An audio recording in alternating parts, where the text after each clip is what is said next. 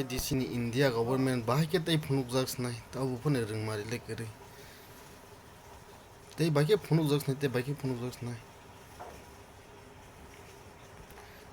India ang Indian hingo sewa selasi sewa derkas phunuk jaks nai India की safety और national security मजाक बन के रह गई है। आई एम सॉरी टू से दिस बट इस बंदे की जरा वीडियो देखना। ভিসা লাগবে না, কোনো প্রকার পাসপোর্ট লাগবে না, আমি এখন ভারতে ঢুকে যাব। वीजा लागबे ना, पासपोर्ट लागबे ना, एकदम फ्री में चलो आपको इंडिया घुस के बताता हूं। ये शब्द है एक बांग्लादेशी यूट्यूबर दिलवर हुसैन के, जिसने पिछले महीने यूट्यूब पर एक वीडियो अपलोड की जिसमें वो लिटरली डेमो देकर सिखा रहा है कि कोई भी फॉरेनर इंडिया में इलीगली कैसे घुस सकता है। इस दूसरे बांग्लादेशी यूट्यूबर तहसन रकूब को भी ले लो, ये भी ओपनली डेमो के साथ दिखा रहा है कि बस ऐसी छोटी तारों के ऊपर से कूद लिया तो अब भारत के जमीन पर पहुंच जाओगे।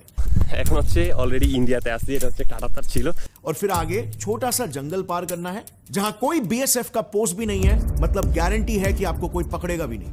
लोकल्स भी तारों के ऊपर से आए लोगों को देखकर अनदेखा कर देते हैं और इंडिया आकर आपको इजीली एक इंडियन बाइक रेंट पर भी मिल जाएगी। তো এখন হচ্ছে একটু ইন্ডিয়ান বাইক চালাবো। एक ऐसा वीडियो जो क्लियरली एक क्रिमिनल एक्टिविटी, एक इलीगल एक्टिविटी को प्रमोट कर रहा है, उस वीडियो को YouTube पर अपलोड होकर 1 साल हो चुके हैं, उस पर 1.1 मिलियन व्यूज तक आ चुके हैं, लेकिन अब तक इस पर इंडियन अथॉरिटीज ने क्या किया? No action at all. So आखिर क्यों अब तक हमने इस पर कोई भी एक्शन नहीं लिया? और अगर आपको लग रहा है कि यह प्रॉब्लम तो मेजरली बंगाल में ही हो रही रहेगी, मुझे इससे क्या है, तो ऐसा बिल्कुल भी नहीं है। यह आज बंगाल से देश के हर राज्य में फैल चुका है। महाराष्ट्र, उत्तराखंड, झारखंड, यहां तक कि नॉर्थ ईस्टर्न स्टेट्स में भी इनके फैलने के आपको कई सारे केसेस मिल जाएंगे। हमारे फाइनेंस कैपिटल मुंबई का यह हाल है। यहां पर हाल ही में 200 फर्जी आधार कार्ड फेंके हुए पकड़े गए थे। और सेम देश की राजधानी दिल्ली का भी यही हाल है। यह वीडियो है दिल्ली के शाहीन बाग एरिया का, जहां पर इस यूट्यूबर ने बस सिर्फ 5 मिनट तक रैंडमली कम से कम 20 लोगों से पूछा कि वो कौन से देश से हैं, और सभी ने बस एक ही जवाब दिया, बांग्लादेश से। शाहीन बाग में आप? हाँ। आप कहाँ से? बांग्लादेश से। आप? बांग्लादेश से। आप कहाँ से? बांग्लादेश। कहाँ से आए हैं? बांग्लादेश से आए हुए हैं। सरकार आप कहाँ से आए हुए हैं? बांग्लादेश। ये area completely illegal Bangladeshi immigrants द्वारा डोमिनेटेड है, और इसीलिए आज वहां पर उनके गट्स इतने बढ़ चुके हैं कि वो सीधे इंडियन अथॉरिटीज को ही धमकी दे देते हैं। सरकार अगर आना चाहे तो नहीं आ सकता। शाहीन बाग का नाम सुना आपने? एक बार बोला अपने मुझे शाहीन बाग, और फिर फील करना कि शाहीन बाग है इसका नाम। अगर आने के लिए बहुत बड़ा जिगरा चाहिए, समझ रहे हो ना? एक सैड फैक्ट फ्रेंड्स ये है कि इंडिया आज एक तरह से crime capital of the world बनते जा रहा है, लेकिन एनसीआरबी की ऑफिशियल डेटा के मुताबिक क्राइम बाय फॉरेनर्स में बांग्लादेशी का नंबर सबसे हाईएस्ट है। टेररिज्म में भी इनका नंबर हाईएस्ट है। लेकिन क्या ये सारी रिपोर्ट्स आपके सामने आने दी जाती है? उल्टा अब इस पर ममता दीदी का स्टेटमेंट सुन लो। যদি বাংলায় দরজা খটখটানি করে আমরা তাদের আশ্রয় নিশ্চয়ই দেব। कड़वी सच्चाई फ्रेंड्स ये है, इंडिया की नेशनल सिक्योरिटी को मद्देनजर रखते हुए आई एम सॉरी टू से दिस बट ये जो रास्ता दिखाया गया था ना इलीगली इंडिया घुसने का, ये कोई इकलौता रास्ता नहीं है, बल्कि ऐसे 100 रास्ते हैं। और यही सारे कड़वे फैक्ट्स आज इस वीडियो में जितना हो सके मैं एक्सपोज करने की कोशिश करूंगा, और एग्जैक्टली आपको बताऊंगा कि कौन से अलग राज्यों में आते हैं इंडिया, क्या क्या पैतरे अपनाते हैं ताकि ये पकड़े ना जाए, और अल्टीमेटली कैसे ये इंडिया में आने के बाद अपना नाम बदलकर इंडियन सिटीजनशिप, इंडियन पासपोर्ट, आधार कार्ड और इवन रिजर्वेशन के लिए कास्ट सर्टिफिकेट तक बनवा लेते हैं, और जिसके बल पर इन्हें रिजर्व्ड गवर्नमेंट जॉब्स तक मिल जाती है। अरे जॉब्स तो छोड़ो यार, पीएम आवास योजना के तहत इन्हें हमारी गवर्नमेंट घर तक बना के दे रही है। मुंबई सहित पूरे देश में बांग्लादेशी नागरिकों की घुसपैठ एक बड़ी समस्या है। इस तरह की तस्वीर जो है जब सामने आती है तो सवाल ये उठता है कि आखिर घुसपैठियों को लेकर कड़ी कार्रवाई कब होगी? They have no passport, they have no visa. Bangladesh में बैठे बैठे एक वोटर आयडेंटिटी कार्ड बना सकते हो। जवळ 200 लोकांचे आधार कार्ड कचऱ्यामध्ये पडलेले आहेत। लोकल लोग हैं, 2040 तक अल्पसंख्यक हो जाएंगे। शाहीन बाग का नाम सुना आपने? एक बार बोला अपने मुझे शाहीन बाग। आने के लिए बहुत बड़ा जिगरा चाहिए।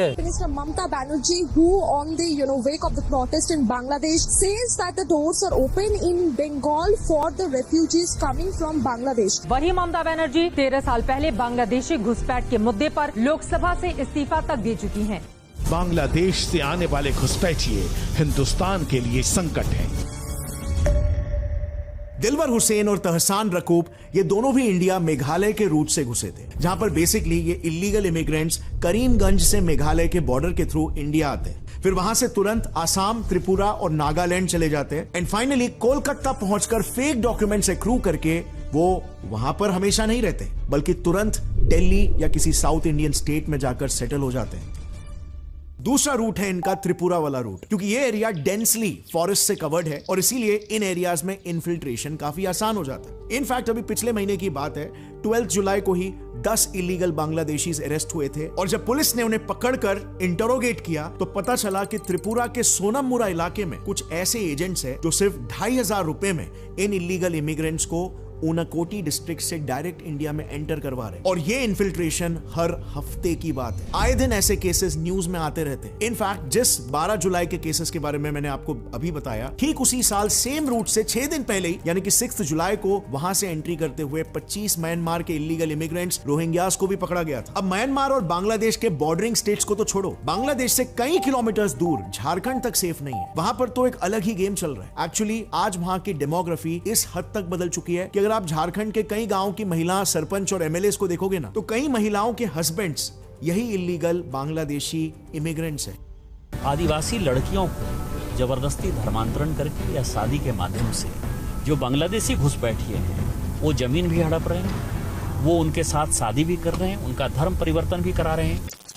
वहां पर क्या होता है कि गवर्नमेंट ने कुछ सीट्स रिजर्व करके रखे हैं ट्राइबल औरतों के लिए, तो इसी का फायदा उठाते हुए ये लोग वहां के लोकल आदिवासी महिलाओं से शादी कर लेते हैं और फिर जब वो औरत लोकसभा या पंचायती इलेक्शंस जीत जाती है तो इनडायरेक्टली उनके इलीगल इमिग्रेंट पति ही उस एरिया को रूल करते हैं, वहां की पॉलिटिक्स को डिक्टेट करते हैं। आज क्या हो रहा है, बांग्लादेश का घुसपैठ हमारे यहाँ लगातार बढ़ रहा है। जो आदिवासी महिलाएं हैं उनके साथ बांग्लादेशी घुसपैठिए शादी कर रही है। हिंदू और मुसलमान का सवाल नहीं है। हमारे यहाँ जो लोकसभा का चुनाव लड़ती है महिला, आदिवासी कोटे से लड़ती हैं, उनके पति मुसलमान हैं। खुद झारखंड के एमपी निशिकांत दुबे जी ने पार्लियामेंट में ये बताया कि उनके यहाँ पर इलीगल माइग्रेशंस का नंबर लगातार बढ़ रहा है। सेम स्टेटमेंट था झारखंड के फर्स्ट सीएम बाबूलाल मरांडी जी का। उन्होंने तो इलेक्शन कमीशन से ये कंप्लेन कर दी थी कि झारखंड में कई एरियाज ऐसे हैं जहां पर इन्हीं इमिग्रेंट्स के फेक वोटर्स की संख्या 20% से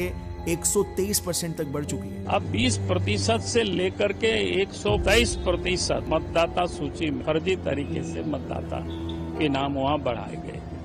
अब अगला इलीगल इमिग्रेंट का रास्ता जो ये लोग अपना रहे हैं वो है टूरिस्ट रूट। हाल ही में एक केस देखा गया था एक रफीकुल नाम के बंदे का, जो कि एक इलीगल बांग्लादेशी रोहिंग्या इमिग्रेंट था। रफीकुल ने खुद एक्सेप्ट किया कि वो बंगाल में आया तो टूरिस्ट वीजा लेकर, लेकिन फिर वीजा खत्म होने के बाद वो इंडिया में ही काम करने लग गया। उसने 2 महीनों में आधार कार्ड भी खरीद लिया और आज वो एक इंडियन सिटीजन बन चुका है। অরিজিনাল নাম রফিকুল। তা তুমি বাংলাদেশ থেকে এসছো কবে? 2 মাস। তা 2 মাস থেকে আসার পর তোমার আধার কার্ড হয়ে গেছে। और इसीलिए अगर आप ट्रेंड को देखोगे ना तो बांग्लादेश से इंडिया टूरिस्ट वीजास पर आने वाले लोगों के नंबर्स काफी हाई हैं। पिछले कुछ 8 महीनों में ही 10 लाख बांग्लादेशीज इंडिया में टूरिस्ट वीजास लेकर आए। सो अब जरा सोच लो इसमें से कितने ही वापस गए होंगे। काफी लोग तो ऐसे भी हैं जो फेक इंडियन सर्टिफिकेट्स बनवा लेते हैं जिससे उनका नाम ही बदल जाता है। जैसे मीनार सरत का ही केस ले लो, जिसने वेस्ट बंगाल के एक एजेंट के थ्रू अपना नाम बदलकर शुभो दास रख दिया और लो रातों रात बन गया वो इंडियन। किसी को उसका नाम देखकर एक डाउट नहीं आएगा कि वो बांग्लादेशी इमिग्रेंट है। अब नेक्स्ट बात करते हैं नेपाल रूट की। यहां से तो लोग महाकाली रिवर, जो कि इंडिया और नेपाल की नेशनल बॉर्डर का काम करती है, उस पे ये इलीगल इमिग्रेंट्स मस्त एकदम एडवेंचर स्पोर्ट्स खेलकर इंडिया आ रहे हैं। नदी के दोनों एजेस पे ये लोग रोपवे बना के आ जाते हैं, जिसको वहां पर लोकल लैंग्वेज में ट्विन कहा जाता है। फिर नेपाल से आने वाला एक दूसरा रूट भी था जिसके बारे में किसी को नहीं पता था। इनफैक्ट एक नेदरलैंड्स की ब्लॉगर ने इसे डिस्कवर किया। उनका कहना था कि वो एक दिन नेपाल से इंडिया ट्रैवल कर रही थी, पर गलती से वो बिना पासपोर्ट पर इमिग्रेशन स्टैंप लिए इंडिया के एक बस में चढ़ गई और हफ्ते भर इंडिया में रही, लेकिन किसी ने भी उसका पासपोर्ट एक बार भी चेक नहीं किया। ये बताता है कि नेपाल पे हमारी सिक्योरिटी फोर्सेस कितने लीनियंटली चेकिंग कर रही है। कोई भी बिंदास मुंह उठा के बस पकड़ के अंदर आ सकता है और ये बात हम इंडियंस को पता तक नहीं है। इनफैक्ट हमें एक फॉरेनर आके बता रही है। But what's happening is that amongst these Nepali Muslims you also have Rohingyas and Bangladeshis. Now just imagine, ये इतने सारे रूट्स जो मैंने बताए ये तो अब तक हमें पता है, पब्लिकली अवेलेबल है। ना जाने और कितने ही लूपहोल्स होंगे हमारी बॉर्डर सिक्योरिटी में जिसका इस्तेमाल करके ये लोग हजारों की तादाद में इंडिया आ रहे हैं और हमारे देश की पूरी डेमोग्राफी को ही चेंज कर रहे हैं। देश के पॉलिटिक्स को ही चेंज कर रहे हैं। और सबसे इंपॉर्टेंट बात, ये लोग इंडियंस का हक भी तो छीन रहे हैं। इसमें इंडिया में रहने वाले हिंदूस, मुस्लिम्स, क्रिश्चियन, सिख्स सब शामिल है। सबको ये चीज भुगतनी पड़ रही। कई सारे इलीगल इमिग्रेंट्स का एजुकेशन, जॉब और घर तक हमारे टैक्सेस के पैसों से फंड हो रहा है। I mean just think about it. आज इंडिया में कंडीशन ऐसी है कि एक आम इंसान को 22 से 25 साल तक रगड़ने के बाद तो बड़ी मुश्किल से एक नौकरी लगती है। उसमें भी गवर्नमेंट नौकरी तो भूल ही जाओ। सैलरी से भी 15 से 20% पैसा तो गवर्नमेंट ही ले लेती है। फिर सारी जिंदगी मेहनत से, ईमानदारी से पैसे कमाने के बाद बड़ी मुश्किल से 40 से 50 साल में कहीं जाकर एक घर खरीदने के काबिल बन पाता है वो। लेकिन वहीं पर दूसरी तरफ ये इलीगल इमिग्रेंट्स, ऐसे कितने केसेस आपको मिल जाएंगे जहां पर पीएम अटल आवास योजना के तहत इन इलीगल इमिग्रेंट्स को घर मिल चुका है। कितने तो रास्तों पे, बस स्टॉप्स में, रेलवे की पटरियों में तक अपना घर बसा लेते हैं और फिर कुछ महीने वहीं पर रहने के बाद बोलने लगते हैं कि अब ये जमीन हमारी है। और फिर सुप्रीम कोर्ट का ये वर्डिक्ट आता है कि गवर्नमेंट को इनको घर बना के देना पड़ेगा।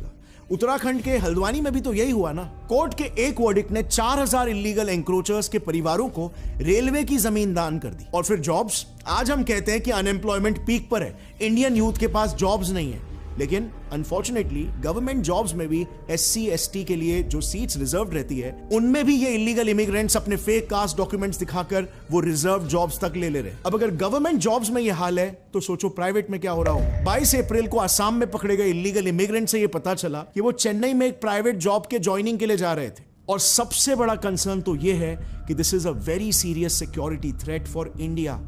इंडिया में आतंक फैलाने में, दंगा भड़काने में और क्राइम्स करने में भी इलीगल इमिग्रेंट्स का नंबर सबसे आगे है। 2018 में पुणे ATS ने 5 इलीगल बांग्लादेशी इमिग्रेंट्स को अरेस्ट किया क्योंकि ये लोग टेरर ऑर्गेनाइजेशन अल-कायदा के लिए इंडिया में टेरर ऑपरेशंस कंडक्ट कर रहे थे। रिसेंटली भी NIA ने 10 बांग्लादेशी इमिग्रेंट्स के खिलाफ चार्जशीट फाइल की है क्योंकि ये लोग इंडियन मुस्लिम्स को भड़काकर इंडिया के खिलाफ एक रिलीजियस वॉर प्लान कर रहे थे। इनफैक्ट इंडियन सॉइल पर सबसे ज्यादा क्राइम करने वाले फॉरेनर्स में से भी बांग्लादेशी ही सबसे टॉप पर है। और फिर आप हर मेजर प्रोटेस्ट देख लो, जैसे दिल्ली का एंटी CAA प्रोटेस्ट, इसमें जो वायलेंस के लिए पकड़े गए थे वो कौन थे? इलीगल बांग्लादेशीज थे। इन्होंने एंटी CAA प्रोटेस्ट के नाम पर शाहीन बाग को 101 दिनों के लिए ब्लॉक करके रख दिया था। फिर नो वायलेंस को ले लो, उसमें भी राइट्स करवाने वाले मेजॉरिटी इलीगल इमिग्रेंट्स ही थे। इसके अलावा काफी सारे क्राइम्स में भी इनका नाम होता है, जैसे गैंग रेप्स के केसेस हो गए, उसमें भी कई रेप्स छोटी बच्चियों के। ह्यूमन ट्रैफिकिंग और इलीगल ड्रग स्मगलिंग के केसेस भी आपको बहुत सारे मिलेंगे जिनमें इनका नाम बार बार आता है। लेकिन हमारा देश इस पर क्या एक्शन ले रहा है? सेंट्रल गवर्नमेंट और स्टेट गवर्नमेंट्स तो दोनों अपने वोट बैंक के पॉलिटिक्स में लगे हुए। इनफैक्ट बीजेपी ने तो मैनिफेस्टो में तक इस इशू को हाईलाइट किया था, लेकिन इसके बाद भी इस पर कोई ठोस एक्शन होते हुए दिख तो नहीं रहा है। आप जरा खुद ही सोचो कितना ही मुश्किल हो सकता है हमारे लिए हमारे देश के बॉर्डर्स को फुल प्रूफ बनाना। बस सिर्फ ऑब्स्टिकल कहीं शायद यहां पर आ रही है कि स्टेट गवर्नमेंट्स तो जानबूझकर इस बड़े लूप होल को खुला रहने देना चाहते हैं। इन माइग्रेंट्स को यहां पर बुलाकर इनके फर्जी डॉक्यूमेंट्स बनाने में इनकी मदद जो हो रही है, ताकि फिर ये इंडिया के लीगल वोटर्स बन जाए और सरकारें इन्हें फ्रीबीज बांटकर इनके वोट्स ले सके। हर एक राज्य के हर एक शहर में, हर एक टाउन में एक ना एक नेता जरूर है जिसका वोट बैंक यही इलीगल इमिग्रेंट्स पर डिपेंडेंट है। अब बस सोचो, अगर उसने अपने दम पर सिर्फ 5 से 6,000 इमिग्रेंट्स को भी अपने टाउन में भर दिया, उसके इलेक्शंस में जीत पक्की। और इसीलिए फ्रेंड्स, हम सभी को मिलकर इस मुद्दे पर आवाज उठानी पड़ेगी। और सिर्फ आवाज भी नहीं उठाना है, बल्कि इसमें कहीं ना कहीं हमारा भी थोड़ा सा योगदान हो जाता है। और इसीलिए हमें अपने लेवल पर भी थोड़े चेंजेस लेने होंगे, हमारी भी थोड़ी सोच बदलनी होगी, क्योंकि इसमें कहीं ना कहीं हम भी थोड़े जिम्मेदार हैं। Do you really think India जैसे देश में, जहां पर आज 140 करोड़ की आबादी है, लेकिन आज भी लाखों लोगों को 2 वक्त की रोटी नसीब नहीं हो रही, हमारे देश के 15% पढ़े लिखे युवा आज बेरोजगार बैठे हुए हैं। 140 करोड़ की आबादी में से सिर्फ 2% ही लोग टैक्सेस भरते हैं, और उस पैसे से जो इंफ्रास्ट्रक्चर बनता है उसकी हालत ऐसी है।